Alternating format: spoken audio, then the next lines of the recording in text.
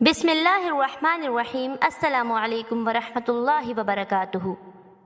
میرے پیارے دوستوں، میں ربیہ ناصر اپنے یوٹیوب چینل پر آپ کو تہہ دل سے خوش آمدید کہتی ہوں۔ پیارے دوستوں، آپ نے ڈاکٹر حمید اللہ صاحب کا نام سنا ہوگا۔ اس واقعے کو قلم بند کرنے والے بھائی کہتے ہیں کہ انہوں نے خود براہ راست مجھ سے یہ واقعہ بیان کیا تھا کہ غالباً 1997 اور 98 میں ایک شخص ان کے پاس آیا۔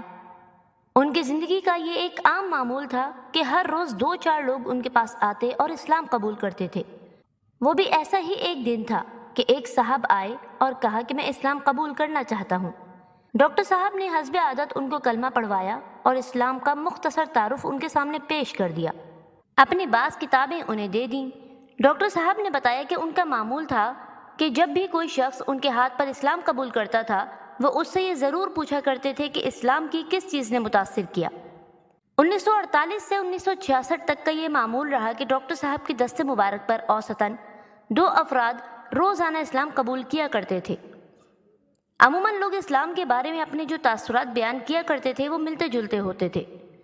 ان میں نسبتاً زیادہ اہم اور نئی باتوں کو ڈاکٹر صاحب اپنے پاس قلم بند کر لیا کرتے تھے۔ اس شخص نے جو بات بتائی وہ ڈاکٹر صاحب کے بقول بڑی عجیب و غریب اور منفرد نوعیت کی چیز تھی، اور میرے لیے بھی بے حد حیرت انگیز تھی۔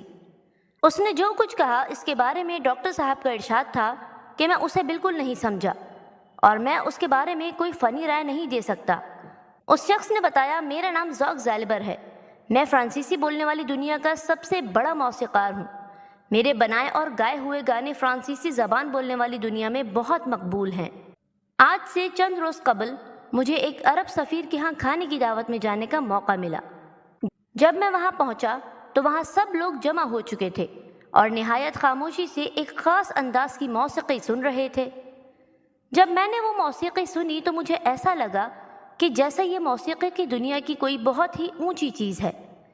میں نے خود آوازوں کی جو دھنیں اور ان کا جو نشیب و فراز ایجاد کیا ہے، یہ موسیقی اس سے بھی بہت آگے ہے، بلکہ موسیقی کی اس سطح تک پہنچنے کے لیے ابھی دنیا کو بہت وقت درکار ہے۔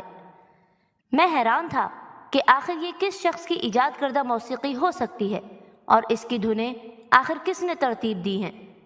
جب میں نے یہ معلوم کرنا چاہا کہ یہ دھنیں کس نے بنائی ہیں تو لوگوں نے مجھے اشارے سے خاموش کر دیا، لیکن تھوڑی دیر بعد پھر مجھ سے رہا نہ گیا اور میں نے پھر یہی بات پوچھی، لیکن وہاں موجود حاضرین نے مجھے خاموش کر دیا۔ ڈاکٹر صاحب کہتے ہیں کہ اس گفتگو کے دوران میں وہ فن موسیقی کی کچھ اصطلاحات بھی استعمال کر رہا تھا جن سے میں واقف نہیں۔ کیوں؟ فن موسیقی میرا میدان نہیں۔ قصہ مختصر یہ کہ جب وہ موسیقی ختم ہو گئی اور وہ آواز بند ہو گئی تو پھر اس نے لوگوں سے پوچھا کہ یہ سب کیا تھا۔ لوگوں نے بتایا کہ یہ موسیقی نہیں تھی بلکہ قرآن مجید کی تلاوت ہے اور فلاں قاری کی تلاوت ہے۔ موسیقار نے کہا کہ یقیناً یہ کسی قاری کی تلاوت ہوگی اور یہ قرآن ہوگا، مگر اس کی یہ موسیقی کس نے ترتیب دی اور یہ دھنیں کس کی بنائی ہوئی ہیں؟ وہاں موجود مسلمان حاضرین نے بیک زبان وضاحت کی کہ نہ یہ دھنیں کسی کی بنائی ہوئی ہیں اور نہ ہی یہ قاری صاحب موسیقی کی ابجد سے واقف ہیں۔ اس موسیقار نے جواب میں کہا کہ یہ ہو ہی نہیں سکتا کہ یہ دھنیں کسی کی بنائی ہوئی نہ ہوں، لیکن اسے یقین دلایا گیا کہ قرآن مجید کا کسی دھن سے یا فن موسیقی سے کبھی کوئی تعلق ہی نہیں رہا۔ یہ فن تجوید ہے اور یہ ایک بالکل الگ چیز ہے۔ اس نے پھر یہ پوچھا کہ اچھا مجھے یہ بتاؤ کہ یہ تجوید اور قرات کا یہ فن کب ایجاد ہوا؟ اس پر لوگوں نے بتایا کہ یہ فن تو 1400 سال سے چلا آ رہا ہے۔ رسول اللہ صلی اللہ علیہ وآلہ وسلم نے جب لوگوں کو قرآن مجید عطا فرمایا تھا تو یہ فن تجوید کے اصولوں کے ساتھ ہی عطا فرمایا تھا۔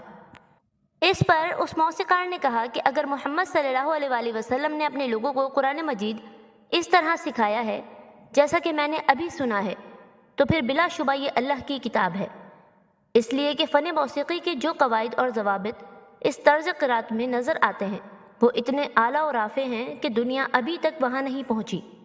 ڈاکٹر حمید اللہ صاحب فرماتے تھے کہ میں اس کی یہ بات سمجھنے سے قاصر تھا کہ وہ کہہ کیا رہا ہے۔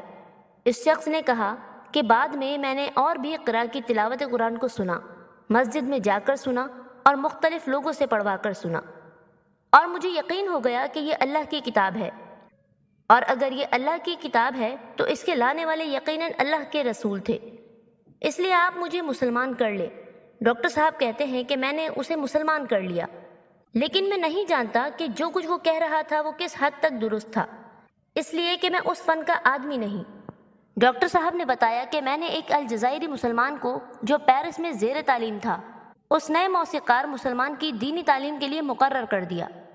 تقریباً 1.5 ماہ بعد وہ دونوں میرے پاس آئے اور کچھ پریشان سے معلوم ہوتے تھے۔ الجزائری معلم نے مجھے بتایا کہ وہ نو مسلم قرآن مجید کے بارے میں کچھ ایسے شکوک کا اظہار کر رہا ہے جن کا میرے پاس کوئی جواب نہیں ہے۔ ڈاکٹر صاحب فرماتے ہیں کہ میں نے سوچا کہ جس بنیاد پر یہ شخص ایمان لایا تھا وہ بھی میری سمجھ میں نہیں آئی تھی، اب اس کے شکوک کا میں کیا جواب دوں گا اور کیسے دوں گا؟ لیکن اللہ کا نام لے کر پوچھا کہ بتاؤ تمہیں کیا شک ہے؟ اس نو مسلم نے کہا کہ آپ نے مجھے یہ بتایا تھا اور کتابوں میں بھی میں نے پڑھا ہے کہ قرآن مجید بارگانہ اسی شکل میں آج موجود ہے جس شکل میں اس کے لانے والے پیغمبر علیہ الصلاۃ والسلام نے اسے صحابہ کرام کے سپرد کیا تھا۔ ڈاکٹر صاحب نے جواب دیا کہ واقعی ایسا ہی ہے۔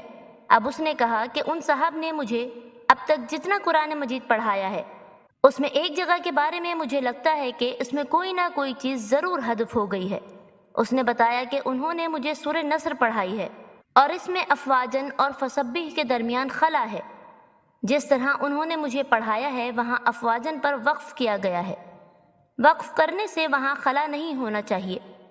ڈاکٹر صاحب فرماتے تھے کہ یہ سن کر میرے پیروں تلے زمین نکل گئی اور کچھ سمجھ میں نہیں آیا کہ اس شبے کا جواب کیا دیں اور کس طرح مطمئن کریں۔ کہتے ہیں کہ میں نے فوراً دنیا اسلام پر نگاہ دوڑائی تو کوئی ایک فرد بھی ایسا نظر نہیں آیا جو فن موسیقی سے بھی واقفیت رکھتا ہو اور تجوید بھی جانتا ہو۔ ڈاکٹر صاحب کہتے ہیں کہ چند سیکنڈ کی شش و پنج کے بعد بالکل اچانک اور یکا یک میرے ذہن میں ایک پرانی بات اللہ تعالیٰ نے ڈالی کہ اپنے بچپن میں جب مکتب میں قرآن مجید پڑھا کرتا تھا تو میرے معلم نے مجھے بتایا تھا کہ افواجن پر وقف نہیں کرنا چاہیے بلکہ افواجن کو بعد کے لفظ سے ملا کر پڑھا جائے۔ ایک مرتبہ میں نے افواجن پر وقف کیا تھا تو اس پر انہوں نے مجھے سزا دی تھی اور سختی سے تاکید کی تھی کہ افواجن کو آگے ملا کر پڑھا کریں۔ میں نے سوچا کہ شاید اس بات سے اس کا شبہ دور ہو جائے اور اس کو اطمینان ہو جائے۔ میں نے اسے بتایا کہ آپ کے جو پڑھانے والے ہیں وہ تجوید کے اتنے ماہر نہیں ہیں، دراصل یہاں اس لفظ کو غنے کے ساتھ آگے سے ملا کر پڑھا جائے گا، افواجن فسبح۔ ڈاکٹر صاحب کہتے ہیں کہ میں نے جیسے ہی یہ کہا وہ خوشی سے اچھل کر کھڑا ہو گیا اور مجھے گود میں لے کر کمرے میں ناچنے لگا اور کہنے لگا کہ واقعی ایسے ہی ہونا چاہیے۔ یہ سن کر اس کو میں نے ایک دوسرے قاری کے سپرد کر دیا جس نے اس شخص کو پورے قرآن کی تعلیم دی۔ وہ وقتاً فوقتاً مجھ سے ملتا تھا اور بہت سر دھنتا تھا کہ واقعی یہ اللہ تعالیٰ کی کتاب ہے۔ وہ بہت اچھا مسلمان ثابت ہوا اور ایک کامیاب اسلامی زندگی گزارنے کے بعد 1970 کے لگ بھگ اس کا انتقال ہو گیا۔ اس واقعے سے مجھے خیال ہوتا ہے کہ قرآن مجید کی جو صوتیات ہے یہ علم و فن کی ایک ایسی دنیا ہے جس میں کوئی محقق آج تک نہیں اترا ہے اور نہ ہی قرآن مجید کے اس پہلو پر اب تک کسی نے اس انداز سے غور و خوض کیا ہے۔